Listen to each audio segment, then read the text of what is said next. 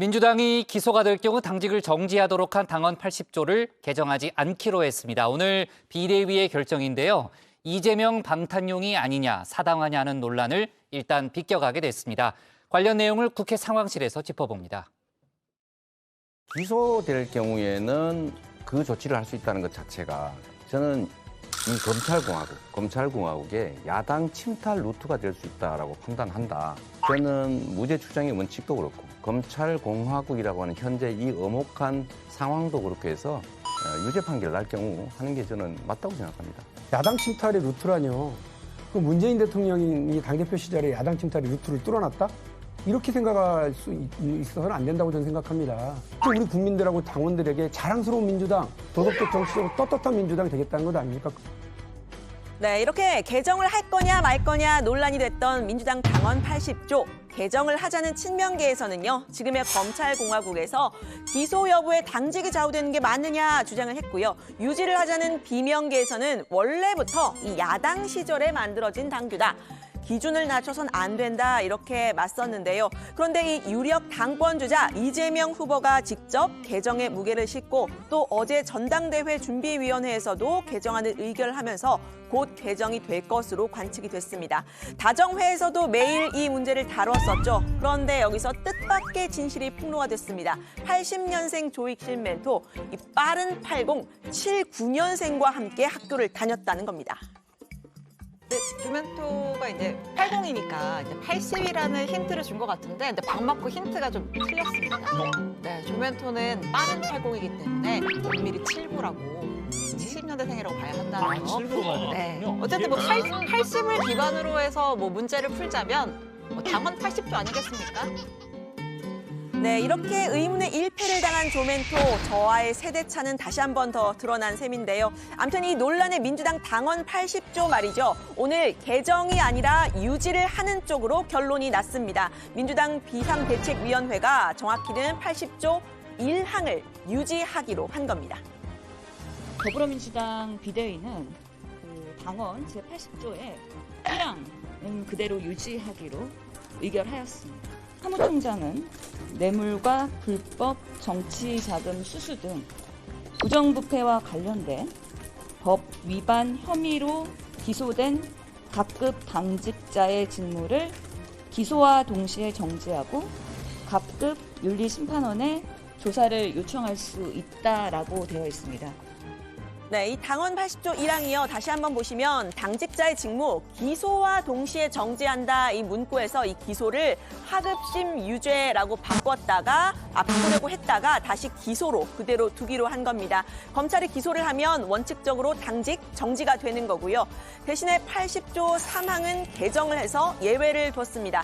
정치 탄압 등 부당한 이유가 있을 때는 이 중앙당 윤리심판원의 의결을 거쳐서 징계 처분을 취소할 수 있다라고 되어 있는데, 이 중앙당 윤리심판원 당무위로 바꾸기로 한 겁니다.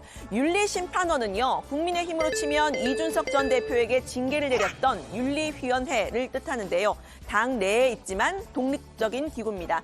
반면에 이 당무위는 당 대표가 위원장을 맡는 당무 집행기구인데요. 기소로 당직이 정지될 경우에 당내 기구에서 판단을 한 번 더 받을 수 있도록 한 조치입니다. 당헌 80조 1항이 유지가 된 이유, 당내에서부터 반발이 이어졌기 때문이죠. 초재선 의원들의 반대는 물론이고 상선 의원 일부는 긴급 간담회도 열었습니다. 앞서 당헌을 고쳐서 보궐선거 후보를 내고 또 위성정당을 만들어서 신뢰를 잃었던 민주당의 과거 반면교사를 삼아야 한다는 겁니다. 지난 서울, 부산 보궐선거 때 우리가 무리한 그 당헌 개정을 통해서 후보를 냈고 사실은 대참사를 빚었습니다. 네. 자칫하면 또 민심 위반이 일어날 수 있는 사안이기 때문에 매우 신중해야 된다. 네, 우상호 비대위원장의 발언은 갈등에 불을 지폈습니다. 친문 의원들의 기소 가능성을 언급한 대목인데요. 당헌 개정, 대파 갈등의 또 다른 씨앗이 될 거다 이런 이야기가 나왔습니다. 근데 사실 좀 기소될 가능성이 있는 의원들은 친문 성향 의원이 더 많아요. 그래서 제가 그걸 보호하려고 지금 그러고 있는데 갑자기 그 이재명 지키기다 하고 공격을 하길래 아이씨 하지 말아버릴까 그러면 이재명 당대표가 당무를 잘하기 위해서 사전 작업을 하는 거다 이렇게 알고 있는 국민들이 많지 않습니까? 근데 그런 국민들을 상대로 해서 우리가 아니다. 이거 벌거벗은 임금님하고 같아요. 저는 정말로 과반 이상, 어떻게 보면 한 3분의 1까지도 여기에 대해서 우려를 하거나 걱정을 한다. 네, 그런데 오늘 결정으로 이 이재명 방탄용이라 사당하다 하는 당 안팎의 비판 일단은 한숨 돌리게 됐습니다. 처음 당원 개정을 주장을 했던 당원들의 생각은 어떨지 좀 지켜봐야 할 듯한데요. 민주당에서는 최근 검찰과 경찰의 수사 흐름 예의주시하고 있습니다. 국민의힘 일각, 특히 윤핵관 의원의 입에서 적폐 청산의 필요성 거론이 된 바가 있죠. 여기에 김대중 정부에서 국정원장을 지냈고 지금은 윤석열 대통령의 멘토라고 불리는 이종찬 우당 기념관장이 윤석열 정부가 지난 100일 동안 전 정부 수사를 안 해서 문제가 됐다고 말을 했습니다. 어차피 윤석열 대통령이 손을 안 대도 예, 우리나라의 검찰 시스템이 이것은 손을 안 댈 수가 없고 다만 지금 손대는 것이 굉장히 지지부진하단 말이에요. 예, 그러니까 게다가 이걸 갖다가 손 못 대도록 검수완박이니 여러 가지 좀 자물쇠를 채워놔서 행동하기가 더욱 어렵고. 네, 이런 지적들 때문일까요? 이재명 후보와 관련된 수사 속도를 내는 모양새입니다. 부인 김혜경 씨의 법인카드 유용 의혹은 공소시효가 만료되는 다음 달 9일을 앞두고 김 씨의 소환 일정을 조율 중이라고 하는데요. 이 후보의 변호사비 대납 의혹의 경우에는 검찰이 어제 쌍방울 그룹의 전 현직 회장에 대해서 체포영장 발부를 받았습니다. 지난 6월 10일 전환사채 45억 원어치를 신원을 알 수 없는 5명에게 넘기는 과정이 비정상적이란 판단이었습니다. 이 개인 5명이 누군지, 이 차액이 어디로 흘러갔는지는 아무도 알지 못합니다. 지난 대선 과정에서 이돈일보가 이재명 의원 변호사비로 사용된 것 아니냐는 의혹이 일었습니다. 네, 검찰은 문재인 정부 인사들에 대해서도 강제 수사에 돌입을 했습니다. 서해 공무원 피격 사건과 관련해서요. 박지원 전 국정원장 그리고 서훈 국가안보실장, 서욱 전 국방부 장관을 압수수색한 겁니다. 민주당은 망신주기식 수사이자 정치보복이다 반발을 했습니다.